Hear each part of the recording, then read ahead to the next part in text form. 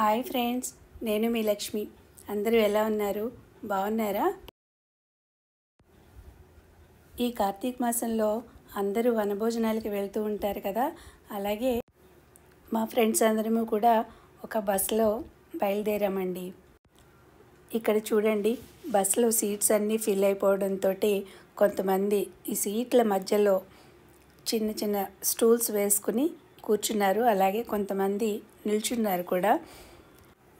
ఇక మేము ఈ ట్రిప్లో ఏమేమి కవర్ చేసామంటే, ముందుగా భువనగిరిలో ఉన్న రమణేశ్వరము, అలాగే తర్వాత ఆలేరులో ఉన్న జైన్ టెంపుల్, ఇంకా కొల్లనుపాకలో ఉన్న శివాలయము, ఇంకా స్వర్ణగిరి, ఇవన్నీ కూడా మేము ఈ ట్రిప్లో కవర్ చేసామండి.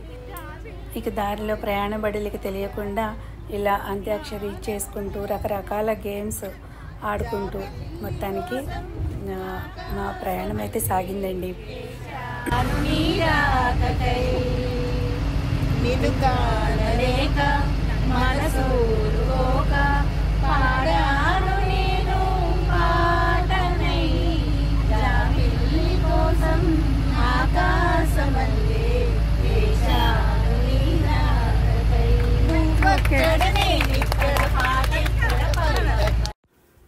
ఇలా సరదాగా పాటలు పాడుకుంటూ రమణేశ్వరం వచ్చేసామండి.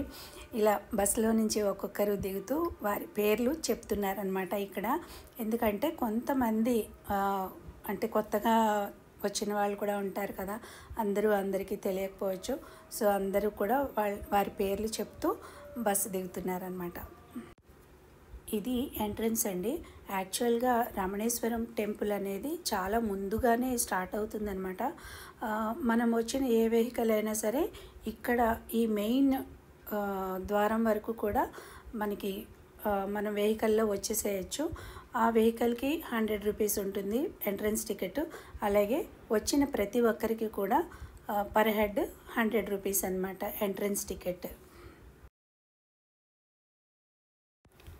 ఇక్కడ శివలింగాలతో కూడిన శివ దర్బార్లు చాలా ఉంటాయండి. అంటే రకరకాల శివలింగాలు ఉంటాయన్నమాట. అవన్నీ చూసుకుంటూ మనం ముందుకు సాగచ్చు.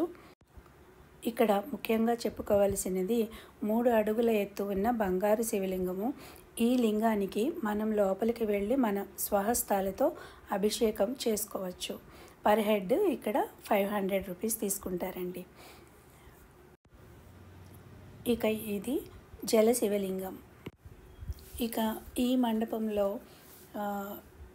మనకి తెలియని, ఎప్పుడు కని విని ఎరుగని దేవీ దేవతల యొక్క విగ్రహాలు చక్కటి పాలరాతి శిల్పం రూపంలో మనకి కనిపిస్తాయి. ఇక్కడ ఈ అమ్మవారి విగ్రహం చూడండి ఎంత బాగుందో. అలాగే ప్రతి విగ్రహం కూడా పాలరాతితోటి, అలాగే 7 అడుగులు ఎత్తు ఉన్న ఈ పాలరాతి విగ్రహాలు చాలా చూడముచ్చటగా ఉన్నాయండి. చాలా అందంగా ఉన్నాయి. దేవీ దేవతల యొక్క పేర్లు కింద మెన్షన్ చేశారు. ఇక్కడ వీడియో కొంచెం స్పీడ్గా చూపిస్తానండి, ఎందుకంటే వీడియో లెంగ్తీ కావచ్చు, అందువల్ల కొంచెం స్పీడ్గా చూపిస్తాను.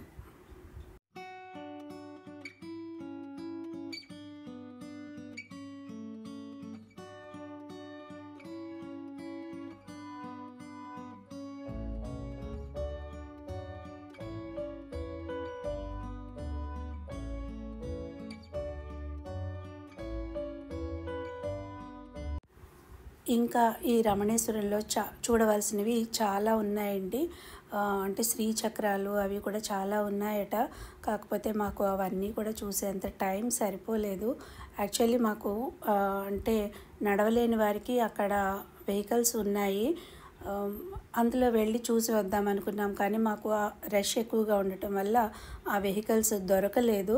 సో దానివల్ల కొంతవరకు మాత్రం మేము చూసి, అక్కడ చూడవలసిన ముఖ్యమైనవి చూసి ఇక మేము ఆలేరు జైన్ టెంపుల్కి వెళ్ళామండి. జైన్ టెంపుల్ దగ్గర ఫొటోస్ రిస్ట్రిక్టెడ్ కాబట్టి అక్కడ ఫొటోస్ అస్సలు తీసుకోలేదండి. తర్వాత కొల్లనుపాకలో ఉన్న శివాలయంకి వెళ్ళాము. ఇక అక్కడే భోజనాలు చేసుకుని కొల్లనుపాక వెళ్ళాము. ఈ శివాలయము స్వయంభూ శివాలయం అటండి. అలాగే అతి ప్రాచీనమైన, అంటే 4000 సంవత్సరాల క్రితం నాటి గుడి అట. కానీ ఇది చాలా శిథిలావస్థలో ఉంది. ఈ శివలింగం మీద సహస్రలింగాలు చెక్కబడి ఉన్నాయి.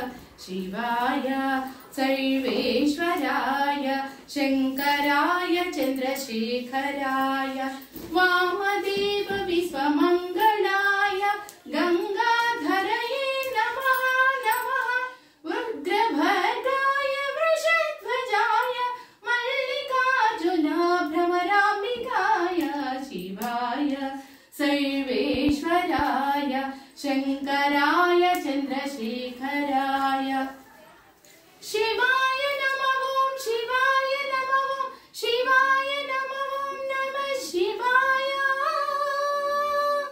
హరాయ నమః ఓం హరాయ నమః ఓం హరాయ నమః ఓం నమః శివాయ నమః పార్వతీ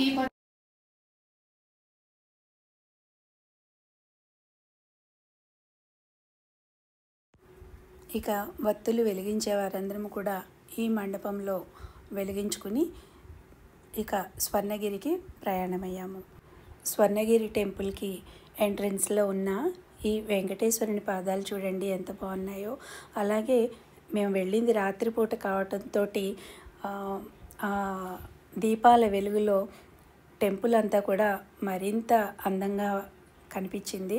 చాలా అంటే చాలా బాగుందండి. తప్పకుండా ప్రతి ఒక్కరు కూడా చూడవలసిన టెంపుల్ స్వర్ణగిరి.